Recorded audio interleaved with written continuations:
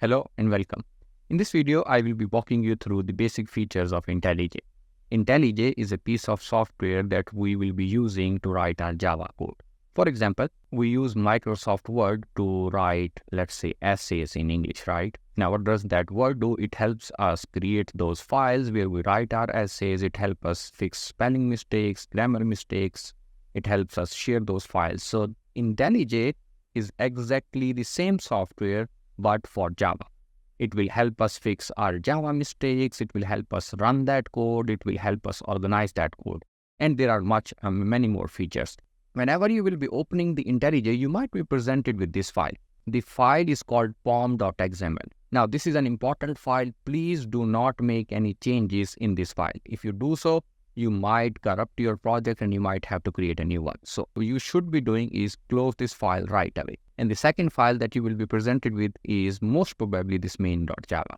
But let's say you have something like this, totally blank. So what you can do, you can go to the file where you are supposed to write code is this main. Now, it might be a different file, but it will always be under Java, org.example, and this is where you are supposed to create your files in which you will be writing your Java code. So before I explain more on files, let me explain the main parts of IntelliJ. So this part here, let me also highlight it for you.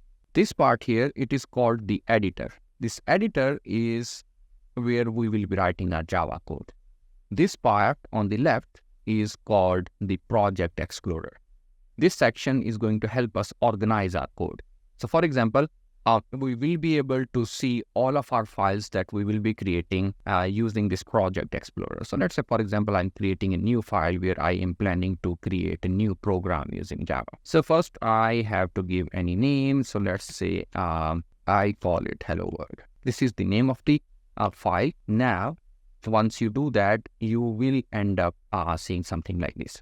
So this is how the Java file looks like. Now, whenever we write Java code, and if we want to run that code, we must have a method which we call as main method in Java. I'll explain more what are methods and how they work. For now, please make sure that you always create this main method. And it's very simple. All you have to do is type main, all in lowercase. And then once you do that, you simply I have to click on the enter button and the main method will be created automatically for you. You are supposed to write all of your code inside this main method. Remember one thing, in programming, there are so many teeny tiny details, and if we mess those details, our programs will not run. Computers are very strict in programs. So for example, if I try to write my code after this curly bracket, it's not going to work.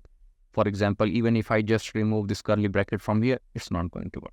So we have to make sure that we are following all the rules. Otherwise, the programs will not work. So first thing, you should be creating a main method always, at least for the first few classes. And inside these main methods, you are supposed to write your code. Now, I will be showing you simple commands right now.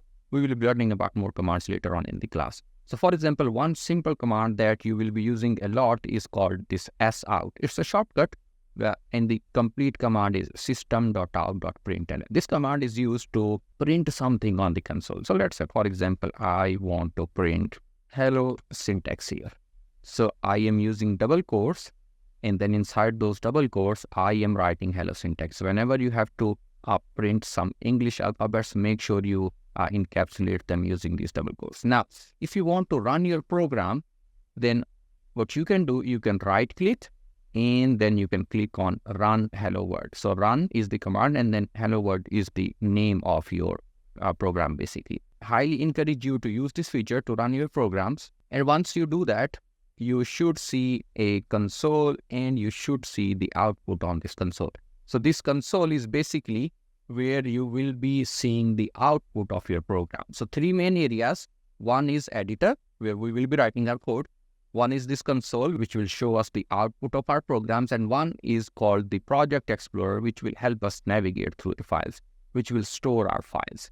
So I have right now hello world and main, two classes inside my project explorer. Now, sometimes what happens, you might lose these files, and it's totally fine. For example, you might end up clicking on here, and you might see something like this. Now, if you want to get back your file, all you have to do is to go to your Project Explorer and double click on any file, and you will be able to see your file back.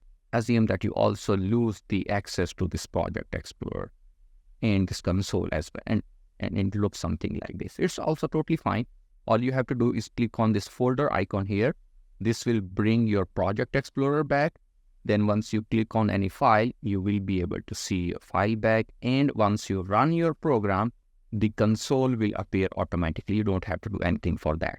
If you have closed your IntelliJ, do not worry that, okay, maybe I have lost my files or what is going to happen to the code that I have written. IntelliJ saves all of your code automatically. So if you have closed and if you open it again, so for example, I'm right now on Windows and I'm clicking on the Windows key and I'm typing IntelliJ, and after that I'm clicking on enter button. So it will open automatically, and it will also open the last file that you were working on automatically in front of you. So if you close your IntelliJ accidentally, totally fine. If you lose access to editor, totally fine.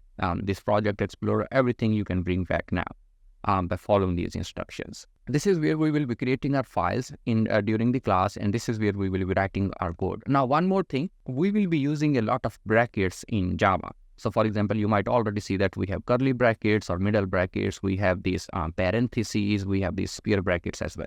For now, just keep in mind that these brackets, they always come in pairs. For example, if you have an opening curly bracket, you must have a closing curly bracket as well. If you don't have this closing curly bracket, you will get an error again and you will not be able to run your program. So for example, even if you try to run your program, you will be presented with an error, something like this, and you will not be able to see your output. So please pay close attention to these curly brackets. All the brackets, they are always in pairs. If you are losing one part, it's not going to work. So that's it for the introduction. I just wanted to walk you through the basic features, how you can open your projects. I have already shown you how to create a new project in the introduction, in the installation video. So this was just basic on how to create a file and how to basically run your programs. One more thing that we might end up doing is, for example, we might end up creating a lot of packages to organize further our code. So for example, I might do right click, new and package. So let's say, for example, I will be writing all of my code under this package, under this folder that I'm calling as class one. So this is also totally fine. It's very similar to how we create subfolders on our computer.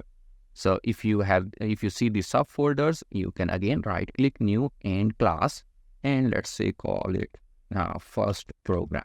So again, same process, just a new subfolder to further organize our code. So that's it. I'll see you in the class. Until then, take care and bye-bye.